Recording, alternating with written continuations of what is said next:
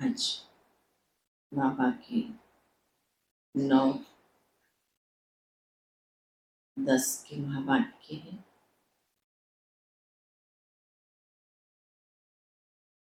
जैसे भी गीत में भी सुना, माँ बाप की दुआएं ले। लौकिक में भी अगर माँ बाप की दुआएं होती हैं तो सब कार्य सहज हो जाते हैं। ऐसे ही अगर इस अलौकिक जीवन में भी अलौकिक और पारलौकिक माता पिता अगर उनके श्रीमत अनुसार हम कार्य करते हैं, उनके आज्ञाकारी बनकर रहते हैं, तो उनकी भी दुआएं हमें मिलती है। और जब भगवान की दुआएं मिल जाती है तो हमारा पुरुषार्थ सहज हो जाता है, मेहनत नहीं लगती है। तो आज बाबा कहते हैं, मीठे बच्चे जितना याद में रहेंगे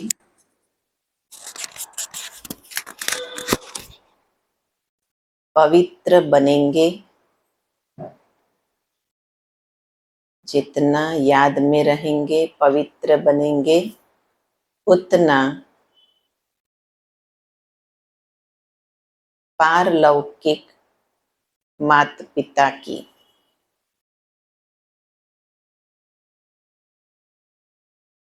दुआएं मिलेगी।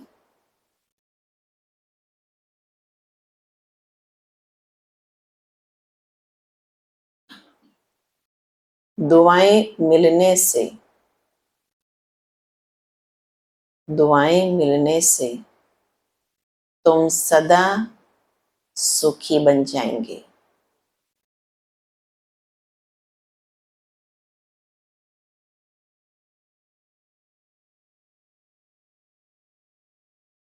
प्रश्न है, बाप सभी बच्चों को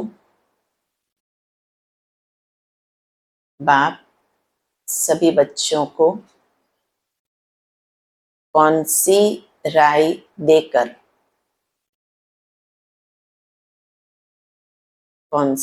राय देकर कुकर्मों से बचाते हैं?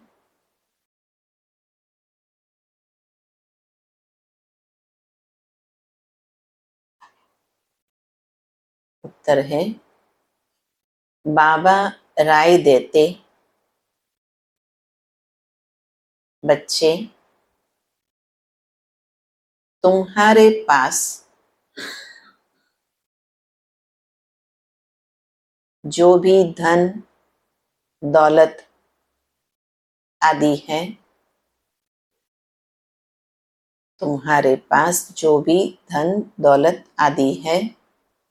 वह सब अपने पास रखो, लेकिन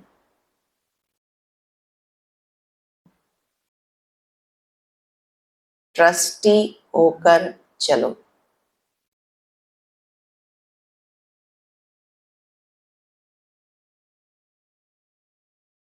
तुम कहते आए हो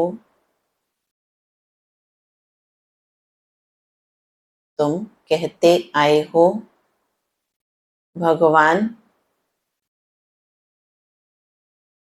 हे भगवान, यह सब कुछ आपका है।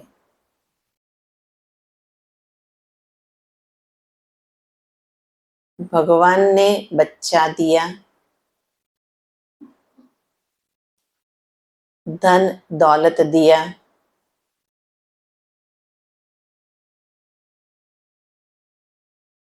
अब भगवान कहते,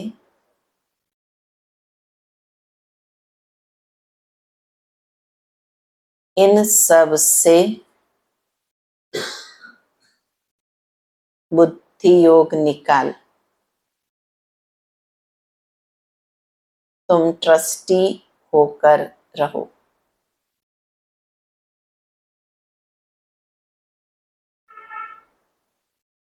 श्रीमत पर चलो।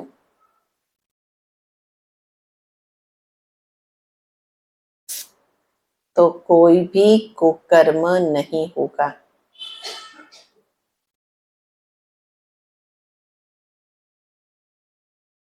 तुम श्रेष्ठ बन जाएंगे।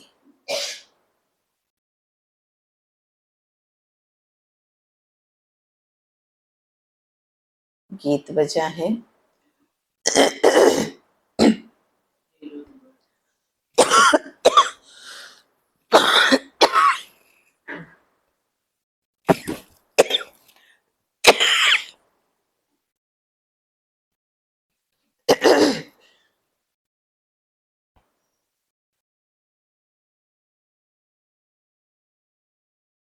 ले लो दुआएं माँ बाप की।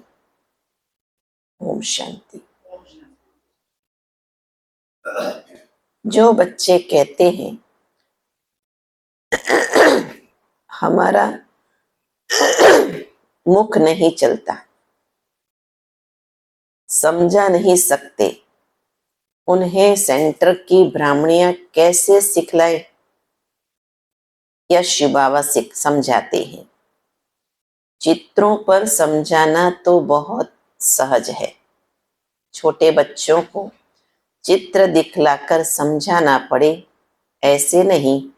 क्लास में सब आकर बैठे और तुमने मुरली शुरू कर दी, नहीं। यह तो हड्डी यानी जिगरी बैठ समझाना चाहिए। बच्चों ने गीत सुना, एक है पारलौकिक माता पिता, जिसको याद करते हैं तुम माता पिता हम बालक तेरे।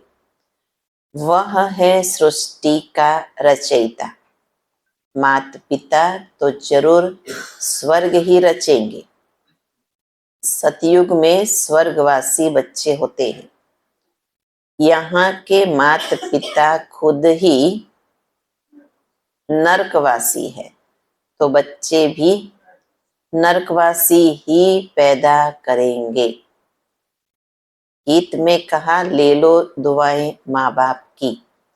तुम जानते हो इस समय के माँ बाप तो दुआएं नहीं देते, स्वर्गवासी दुआ करते हैं। जो दुआ फिर आधा कल्प चलती, फिर आधा कल्प बाद श्रापित हो जाते। खुद भी पतित बनते तो बच्चों को भी बनाते। उसे आशीर्वाद तो नहीं कहेंगे। खुद भी भिखारी बनते, बच्चों को भी बनाते, तो बाबा कहते उसको आशीर्वाद तो नहीं कहेंगे। श्राप श्राप देते देते भारतवासी श्रापित हो गए। कितना दुख ही दुख है। इसलिए माता पिता को याद करते हैं। अभी वह माता पिता दुआएं कर रहे हैं, पढ़ाकर पतित से पावन बना रहे हैं। यहाँ है आसुरी संप्रदाय, रावण राज्य। वहाँ है देवी संप्रदाय, राम राज्य। रावण का जन्म भी कहाँ है? भारत में। शिव बाबा जिसको राम कहते, उनका जन्म भी भारत में है। तुम जब वहां मार्ग में जाते हो तो भारत में रावण राज्य शुरू होता है। तो भारत को ही राम परम पिता परमात्मा आकर पतित से पावन बनाते हैं। रावण आते हैं तो मनुष्य पतित बनते हैं। गाते भी है, राम गयो रावण गयो, जिनका बहु परिवार। इसका क्या मतलब?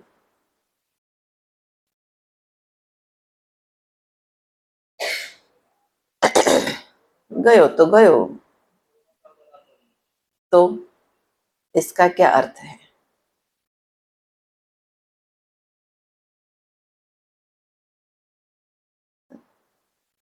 बाबा कहते राम गयो रावण गयो, माना यहाँ सदा के लिए कोई भी रहने वाला नहीं है।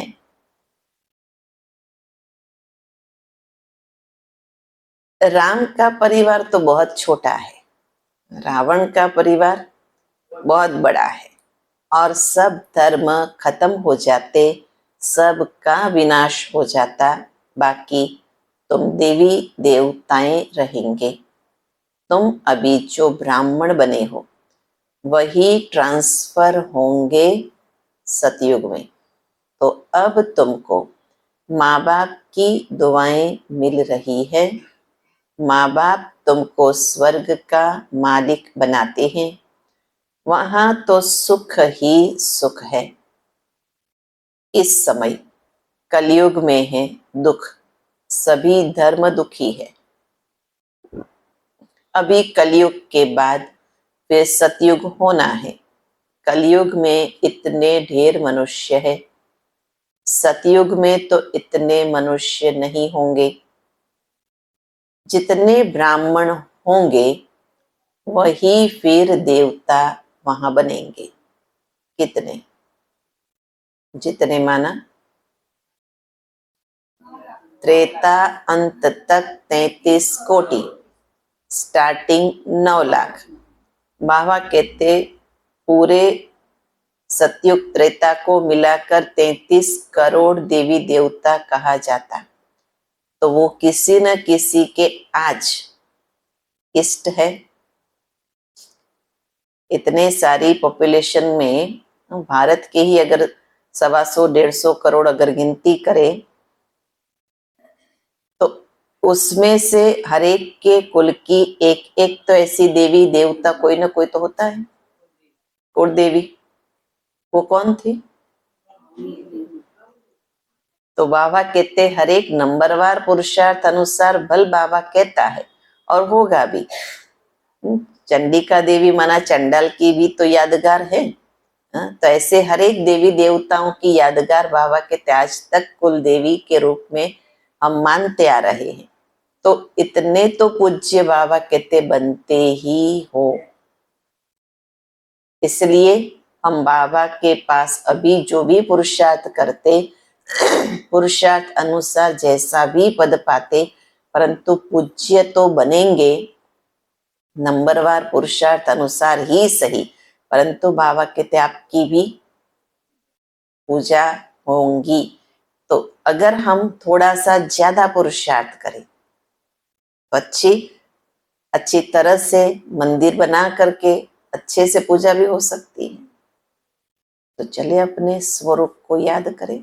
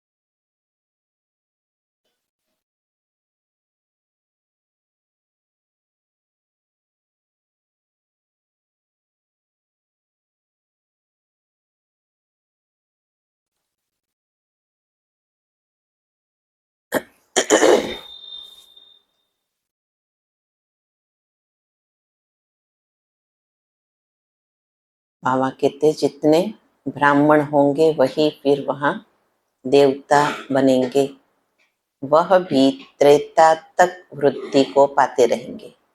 कहते हैं क्राइस्ट से 3000 वर्ष पहले सतयुग था। बिफोर क्राइस्ट और आफ्टर क्राइस्ट, क्राइस्ट से पहले और क्राइस्ट के बाद सतयुग में तो एक ही धर्म, एक ही राज्य, वहां मनुष्य भी थोड़े होंगे, सिर्फ भारत होगा और कोई धर्म नहीं होगा, सिर्फ सूर्यवंशी ही होंगे, चंद्रवंशी भी नहीं होंगे। कब? सतयुग में। सूर्यवंशी को भगवान भगवती कह सकते हैं क्योंकि संपूर्ण है। तुम बच्चे जानते हो पतित पावन तो एक परम पिता परमात्मा ही है। बाबा ने चक्र के चित्र तरफ इशारा किया। देखो, बाप ऊपर में बैठे हैं, यह ब्रह्मा द्वारा स्थापना करा रहे हैं। अभी तुम पढ़ रहे हो, जब इन देवताओं का राज्य रहता है तब और कोई धर्म नहीं रहता। फिर आधा कल्प बाद वृद्धि होती जाती, ऊपर से आत्माएं आती जाती, वर्ण बदलते जाते, जीवात्माएं बढ़ती जाती। सतयुग में होंगे 9 लाख, फिर करोड़ होंगे, फिर वृद्धि को पाते जाएंगे। सतयुग में भारत श्रेष्ठाचारी था, अभी भ्रष्टाचारी है।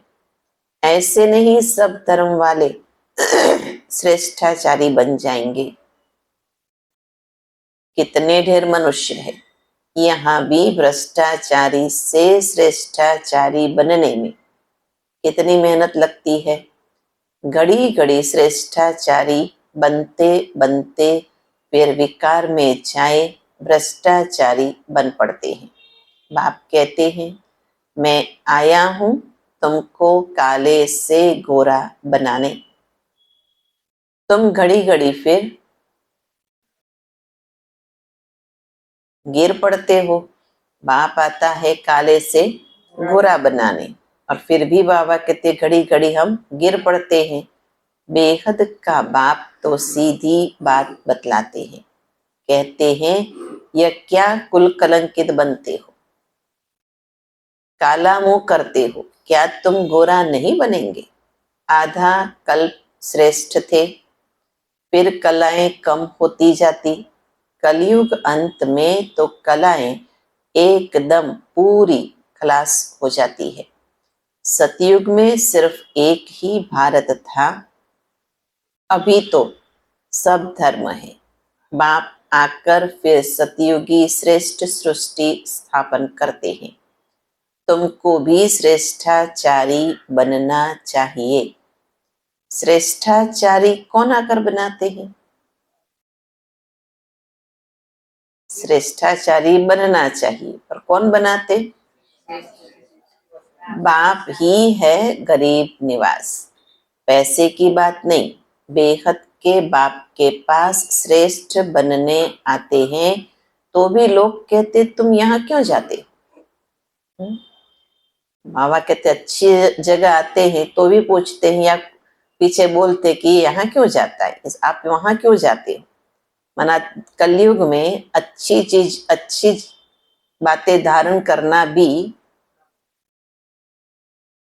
उल्टा हो गया है।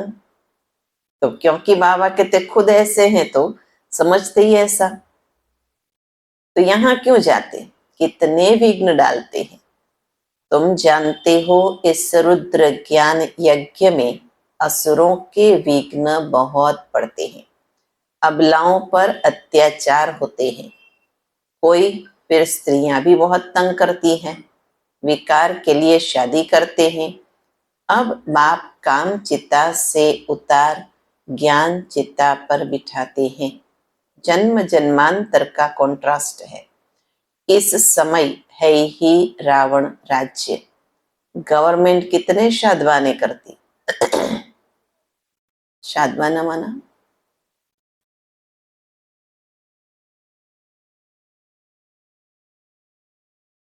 ताक झाक पैसा बर्बाद करते ना। हाँ, जाहो जला ली, जो भी कहे। रावण को जलाते, खेल देखने जाते। अब ये रावण कहाँ से आया?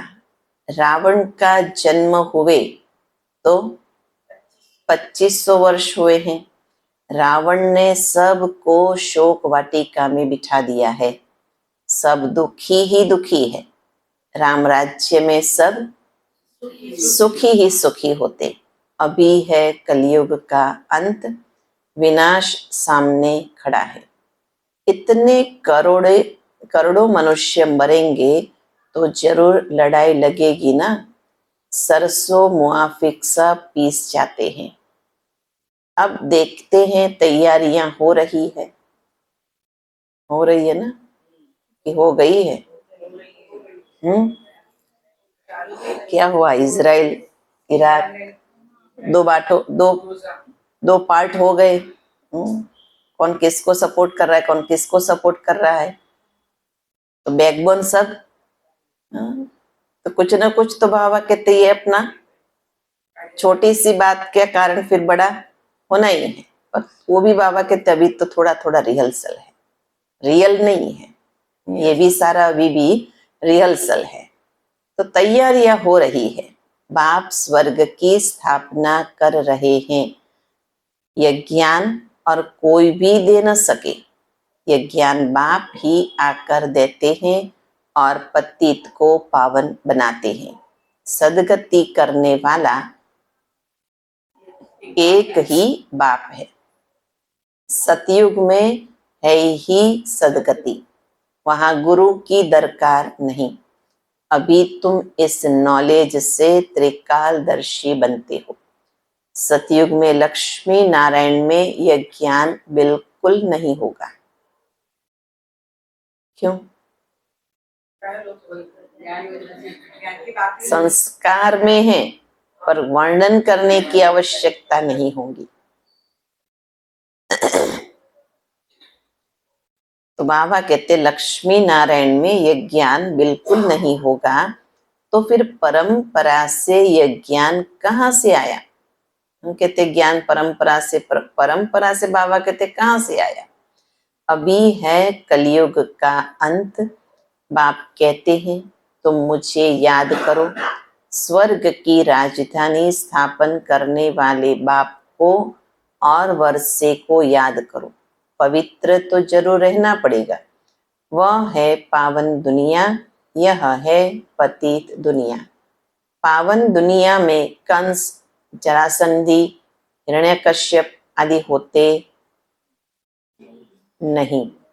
कौन सी दुनिया में? पावन दुनिया में। कलयुग की बातों को सतयुग में ले गए। शिव बाबा आए हैं कलयुग अंत में। आज शिव बाबा आए हैं, कल आज शिव बाबा आए हैं, कल सीधा श्री कृष्ण आएगा तो लक्ष्मी नारायण बनेंगे ना। तो शिव बाबा और श्री कृष्ण के पार्ट को मिला दिया है। शिव भगवान उवाच, उन द्वारा पढ़कर श्री कृष्ण की आत्मा यह पद पाती है। उन्होंने फिर भूल से गीता में श्री कृष्ण का नाम डाल दिया। यह भूल फिर भी होंगी। मनुष्य भ्रष्टाचारी बने तब तो बाप आकर श्रेष्ठाचारी बनाए। श्रेष्ठाचारी ही 84 जन्म पूरे कर भ्रष्टाचारी बनते हैं। इस चक्र पर समझाना तो बहुत सहज है। झाड़ में भी दिखाया हुआ है। नीचे तुम राजयोग की तपस्या कर रहे हो, ऊपर लक्ष्मी नारायण का राज्य खड़ा है।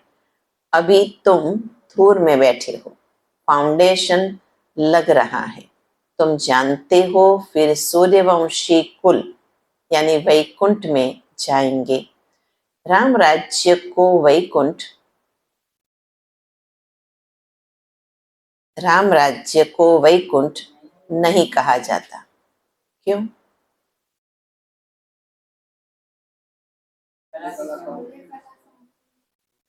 सतयुग त्रेता दोनों ही तो राम राज्य है। सतयुग त्रेता दोनों ही तो राम राज्य है, फिर राम राज्य को वैकुंठ क्यों नहीं कहा जाता?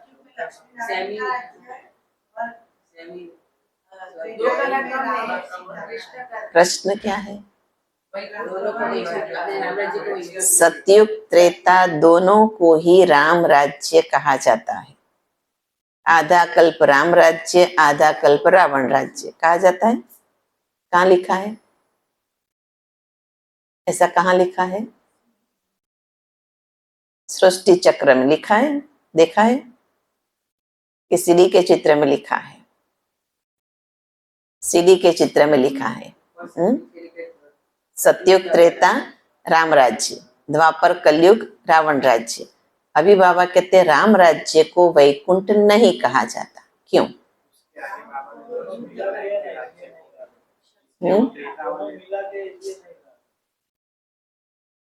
यहाँ राम त्रेता वाला राम, उसकी बाबा बात कर रहे हैं। पूरा राम राज्य वो निराकार राम शिव बाबा की बात है। यहाँ ही हम गड़बड़ कर रहे हैं। तो द्वापर से क्या क्या गड़बड़ नहीं हुई होंगी? हाँ? तो बाबा कहते वैकुंठ श्री कृष्ण के राज्य को कहा जाता।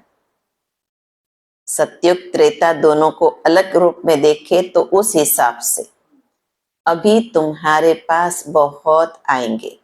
एग्जीबिशन आदि में तुम्हारा नाम बाला होगा। एक दो को देखकर वृद्धि को पाएंगे। बाप आकर यह सब बातें समझाते हैं।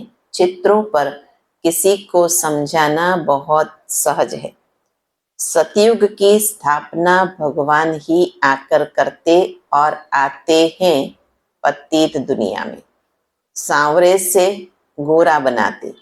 तुम श्री कृष्ण की राजधानी की वंशावली भी हो, प्रजा भी हो। बाप अच्छी रीति समझाते हैं। निराकार शिव बाबा आत्माओं को बैठ समझाते हैं। क्या समझाते रविंद्र भाई?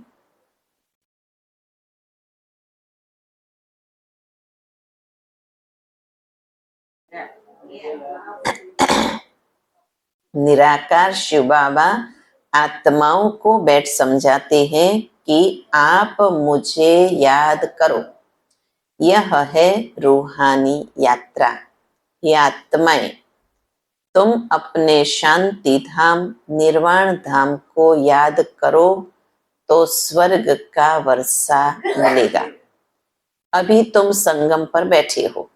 बाप कहते हैं मुझे और अपने वर्षे को याद करो तो तुम यहाँ स्वर्ग में आ जाएंगे। तो जितना याद करेंगे उतना, जितना याद करेंगे और पवित्र रहेंगे उतना ऊंचा पद मिलेगा। तुमको कितनी बड़ी दुआएं मिल रही है। धनवान भव, पुत्रवान भव, आयुष्यवान भव, और ये सारी फलीभूत होती है। यहाँ के आशीर्वाद बाबा कहते इतने फलीभूत नहीं होते, परंतु शिव बाबा अभी हमें जो आशीर्वाद देते हैं, कौन से? धनवान भव, सतयुग में धन संपत्ति होंगी। पुत्रवान भव, पुत्र भी पहला ही बच्चा होगा, फिर बच्ची होंगी, ये भी गारंटेड है। और आयुष्य तो 125-150 साल की, तो तीनों फलीभूत होंगे नहीं होंगे सतयुग में। देवताओं की आयु बहुत बड़ी होती है, साक्षात्कार होता है। अभी यह शरीर छोड़ जाकर बच्चा बनना है, तो यह अंदर में आना चाहिए। हम आत्मा यह पुराना शरीर छोड़ जाकर गर्भ में निवास करेगी। अंत मते सोगते, बूढ़े से तो हम क्यों न बच्चा बन जाऊं। आत्मा इस शरीर के साथ है, तब तकलीफ महसूस करती है। आत्मा शरीर से अलग है तो आत्मा को कोई तकलीफ महसूस नहीं होती। कब?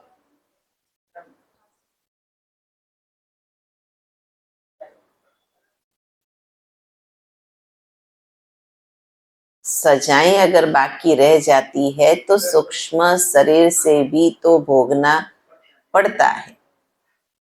तो फिर बाबा कहते आत्मा शरीर से अलग हो जाती तो कोई महसूसता नहीं, वो परम धाम की बात है, यहाँ की नहीं। शरीर से अलग हुआ खलास। वास्तव में उसको दूसरा शरीर मिले तब तक भी तो तकलीफ तो होती है ना। कईयों को नहीं मिलता उसकी भी तो तकलीफ है, जल्दी नहीं मिलता उसकी तकलीफ है। तो सूक्ष्म शरीर से भी तकलीफ होती है, पर बाबा कहते जो शरीर में 5 तत्वों के शरीर में जब है उसकी भोगना वो एक्सप्रेस कर सकती है, वहां तो एक्सप्रेस भी नहीं कर सकती है, वर्णन नहीं कर सकती है ना। हमको अब जाना है, मूल वतन से बाबा आते हैं लेने लिए, यह दुख धाम है। अभी हम जाएंगे मुक्ति धाम, इसलिए दुनिया में सभी मुक्ति मांगते हैं। बाप कहते हैं सबको मुक्ति धाम ले जाता हूँ। जो भी धर्म वाले हैं सबको मुक्ति धाम जाना है। वह पुरुषार्थ भी मुक्ति में जाने के लिए करते हैं। बाप कहते मुझे याद करो तो मेरे पास आ जाएंगे। बाबा को याद कर भोजन खाओ तो क्या होगा?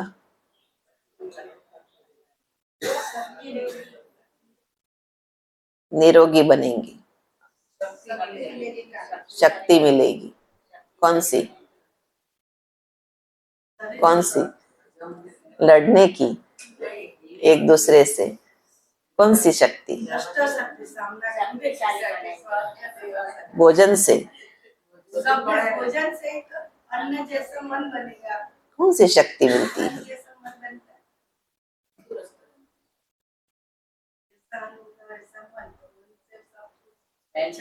मन शुद्ध होता है।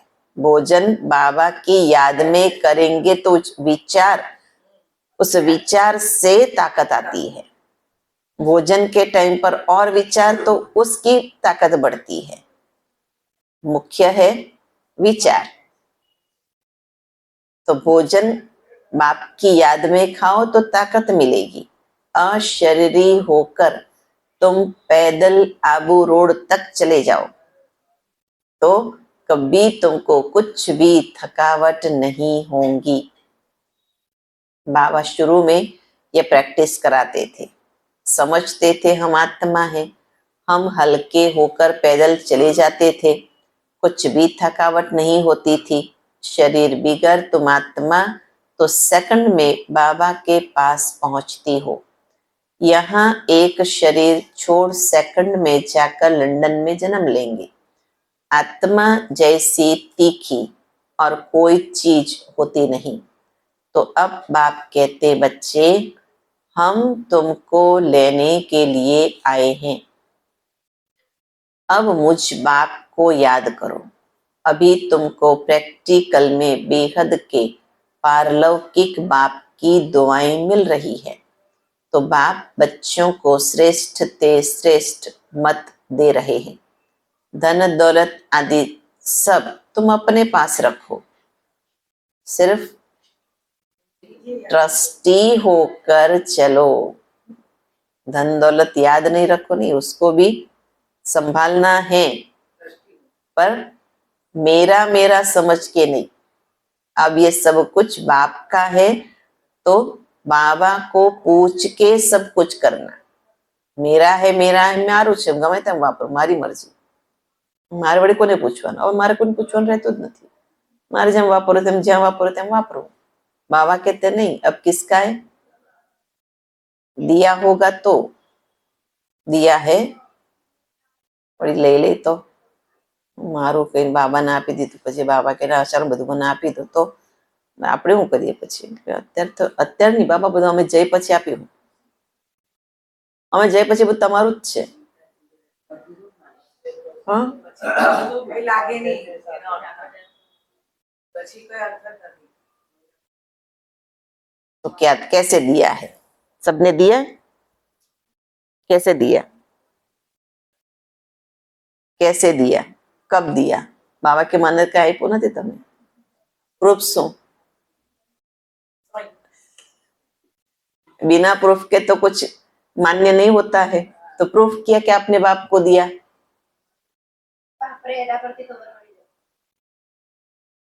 એના ઘરમાં જોવા જવાના બાપરે? हाँ? प्रूफ किया कि सब कुछ बाबा का है.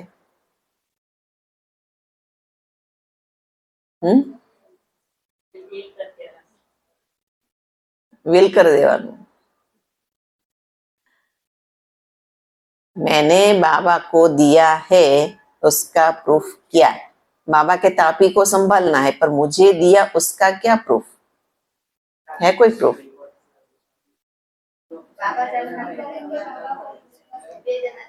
બે જણા જાણે આપ્યું કે નહીં આપ્યું, એ પણ જ જાણે ને. बाबा कहते दिल से बुद्धि से बाबा को अर्पित करना, सिर्फ दिमाग से नहीं. तो जिम्मेवार वो है, वरना नहीं. ઉપર ઉપરથી બધું બાબાનું જ છે ને, બધું બાબાનું જ છે ને, બધું બાબાનું જ છે ને. बाबा कहते नहीं, दिल से मुझे देंगे तो मैं लूंगा, और उसका फिर मुझे रिटर्न भी तो देना है.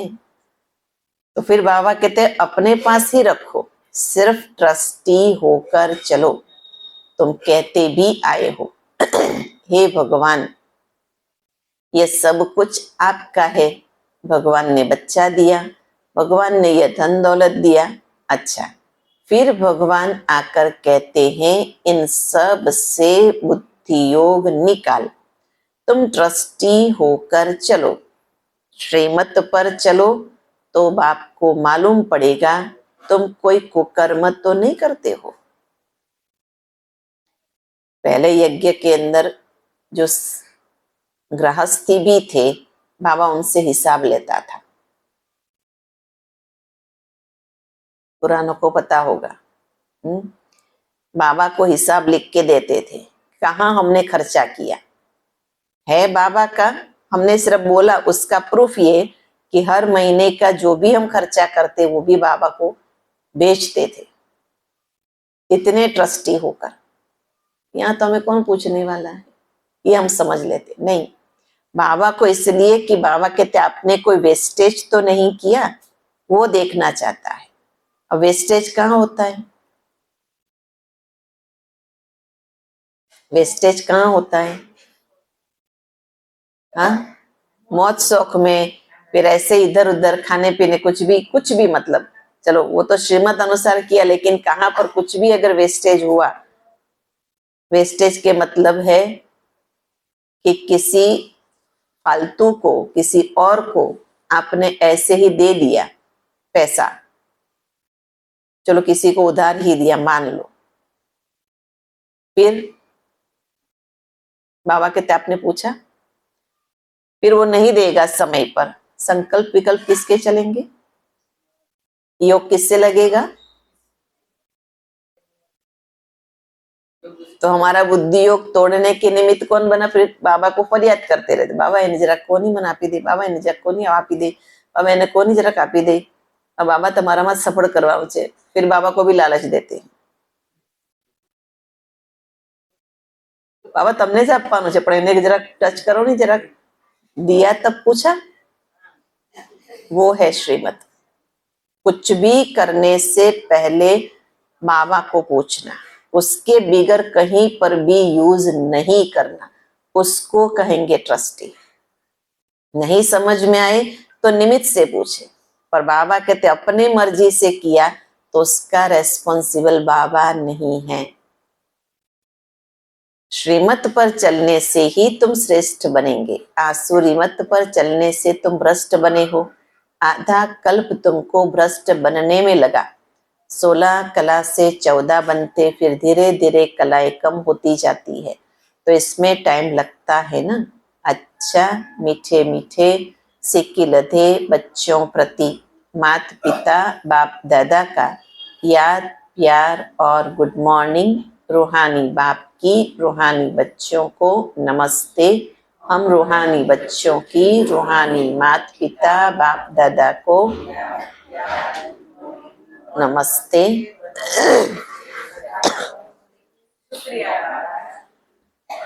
सार है पहला, चलते फिरते अशरीरी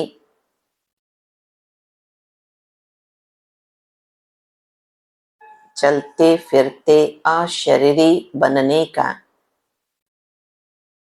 अभ्यास करना है। भोजन एक बाप की याद में खाना है।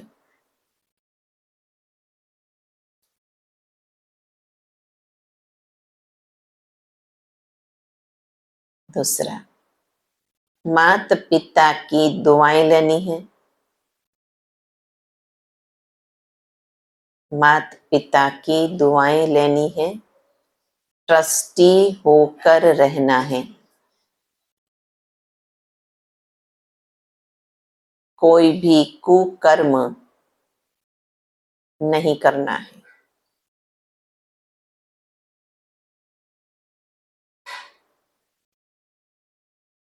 वरदान, अनासक्त बन, अनासक्त बन, लौकिक को संतुष्ट करते भी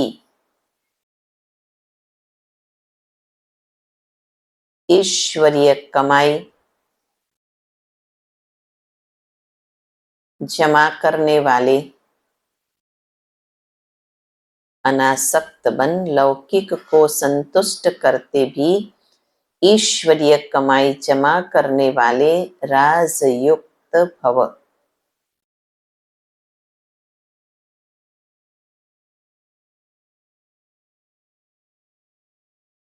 कई बच्चे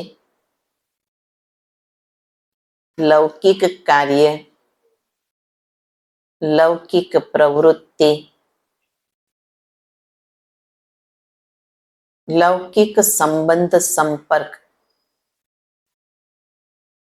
लौकिक कार्य, लौकिक प्रवृत्ति, लौकिक संबंध संपर्क निभाते हुए अपनी विशाल बुद्धि से, अपनी विशाल बुद्धि से सबको संतुष्ट भी करते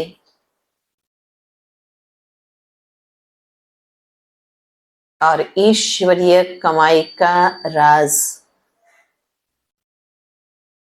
ईश्वरीय कमाई का राज जानते हुए विशेष हिस्सा भी निकाल लेते।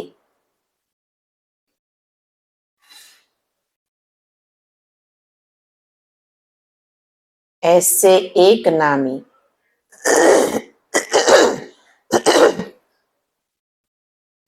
ऐसे एक नामी और इकोनॉमी वाले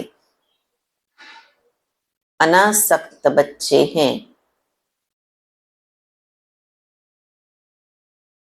जो सर्व खजाने, समय, शक्तियां और स्थूल धन को लौकिक से इकोनॉमी कर,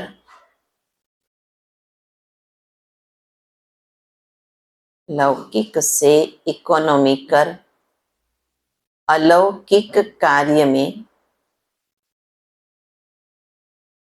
फ्राक दिली से लगाते हैं।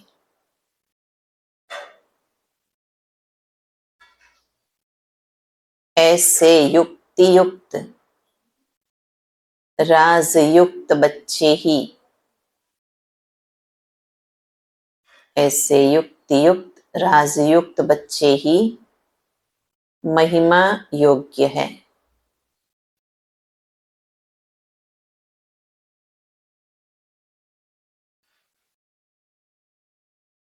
स्लोगन, स्मृति स्वरूप बनकर, स्मृति स्वरूप बनकर हर कर्म करने वाले ही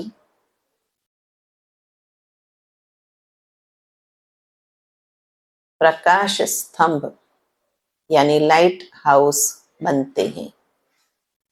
स्मृति स्वरूप बनकर हर कर्म करने वाले ही प्रकाश स्तंभ यानी लाइट हाउस बनते हैं।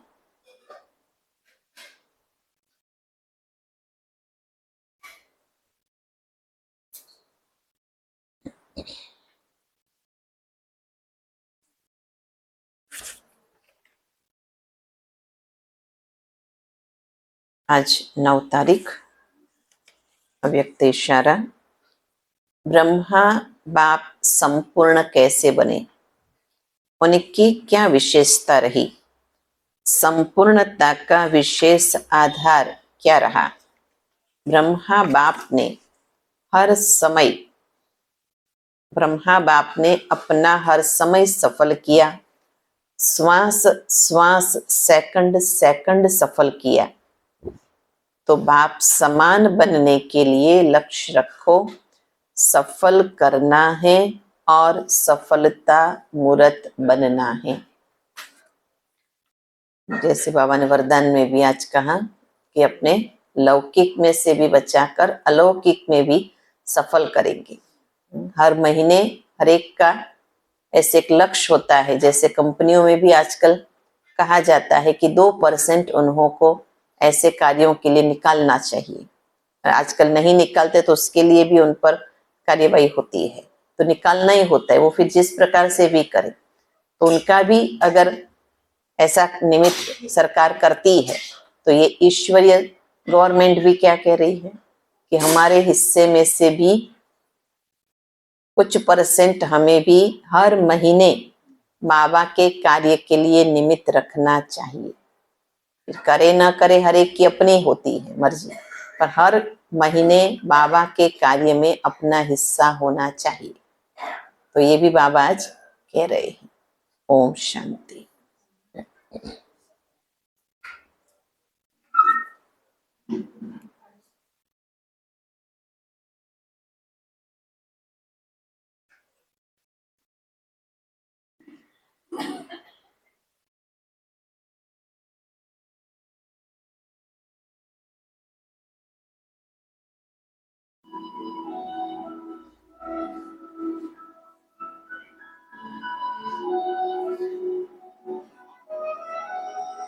आँखों के सामने मेरे दिल के बाबा पास, मेरे संग संग रहते सदा, देते ये एहसास। आँखों के सामने